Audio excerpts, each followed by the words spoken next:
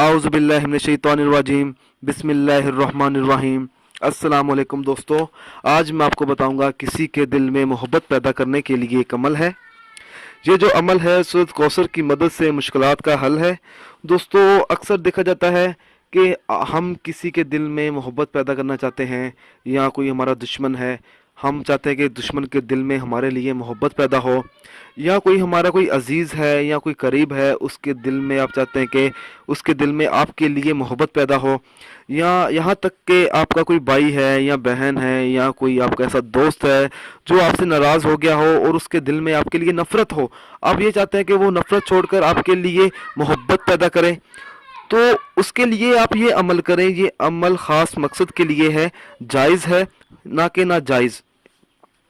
اس عمل کو آپ نے جائز طریقے سے کرنا ہے، ناجائز طریقے سے اس کا استعمال نہیں کرنا۔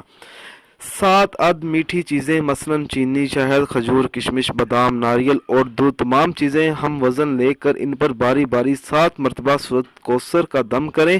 اس کے بعد تمام چیزوں کو ایک برتن میں لے کر پکائیں۔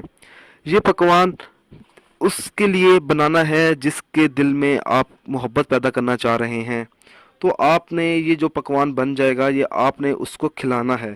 انشاءاللہ تعالی اللہ تعالیٰ اس کے دل میں آپ کے لیے خوب محبت پیدا کر دے گا۔